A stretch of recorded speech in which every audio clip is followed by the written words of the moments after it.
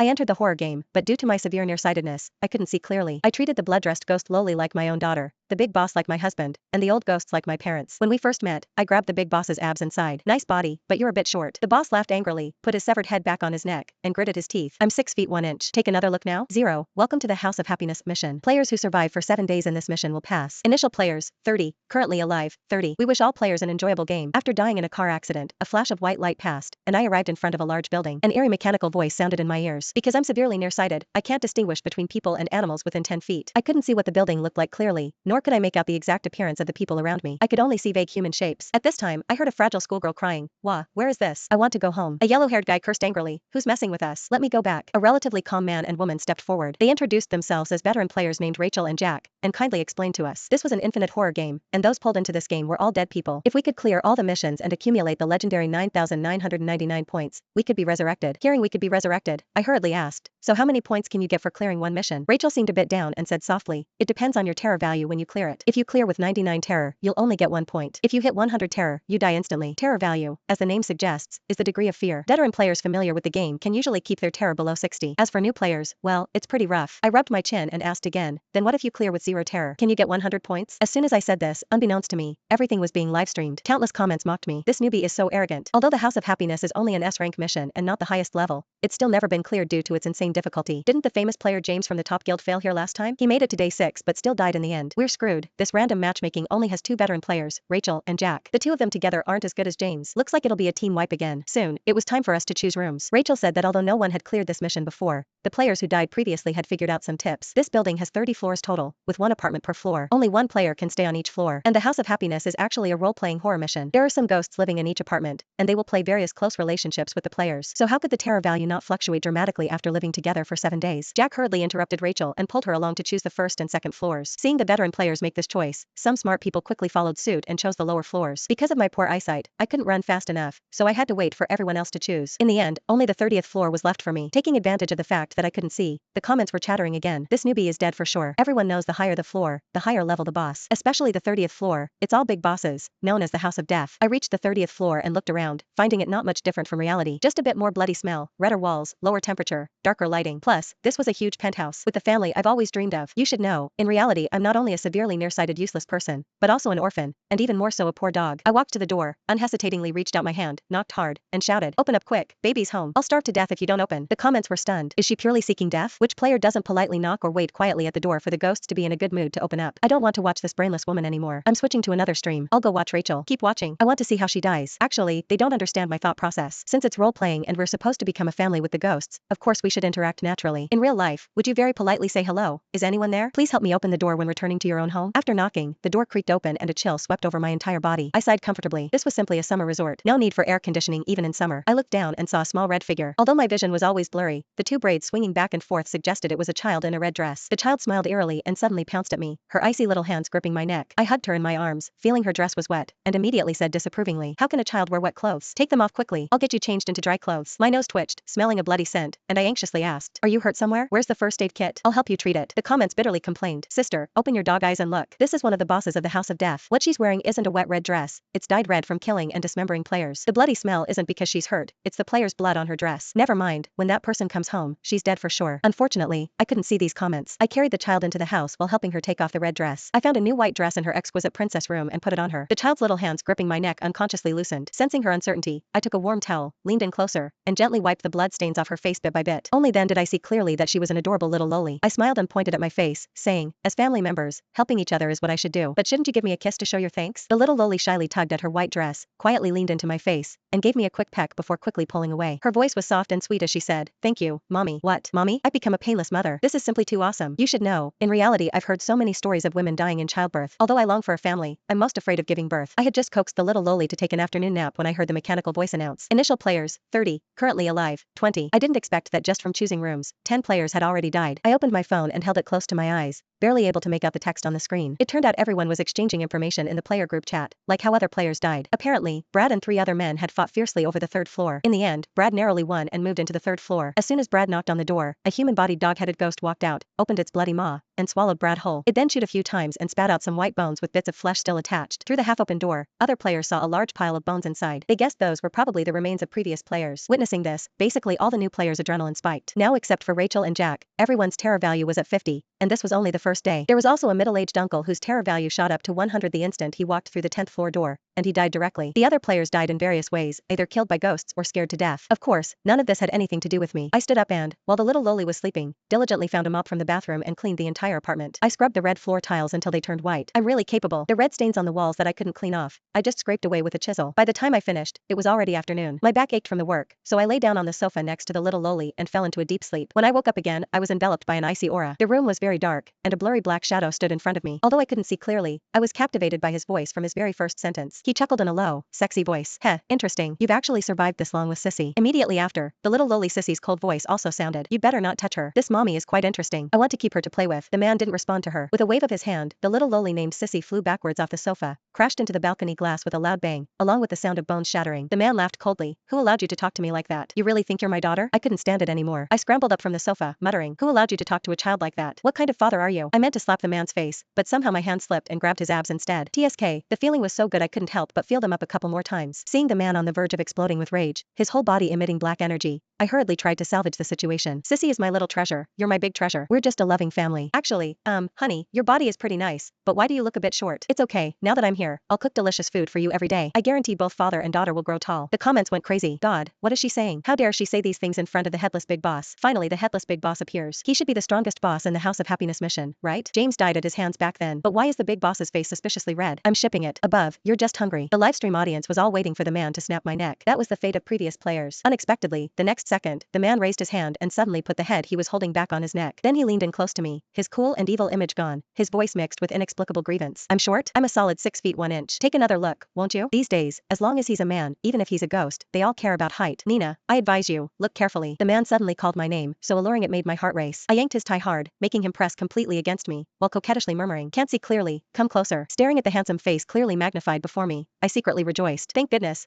this broken horror game only looks at terror value, not heart rate. Otherwise, I'd definitely be dead. Seeing the man not saying anything, I worried he was angry. I immediately nodded with starry eyes, fawning. Wow, you're 6 feet 1 inch, I'm 5 feet 5 inches. The perfect height difference. We're truly a match made in heaven. The man in the suit turned bright red. He was about to speak. The next second, the blood-dressed loli who had just reassembled her bones rushed over, kicked the man up to the ceiling, leaving him stuck there unable to get down. Then the little loli looked at me innocently, nuzzled my face, and said with moist eyes, Mommy, Sissy, hungry, food. Who could resist this? I immediately took out ingredients from the fridge, squinted my eyes, and happily went to cook for the little loli and my husband. My cooking skills are no joke. The father-daughter pair licked the bowls and plates clean. When I went to shower, I seemed to hear them talking cordially. Sissy, actually keeping this woman is fine. Her cooking is quite delicious. But daddy, when those two come back tomorrow, they'll explode if they know we won't eat their food anymore. You call that food? If they dare question it, I'll kill them first. Okay, I'll keep watch for you. After my shower, I very naturally occupied the master bedroom. I peeked out from under the cover sneakily, seeing that black shadow still sitting motionless on the sofa. So I started showcasing my virtues in a soft, gentle voice. Honey, why don't you go shower in the bathroom yourself, and I'll help wash your hair in the kitchen. It'll be faster that way. Comments. What kind of devil suggestion is this?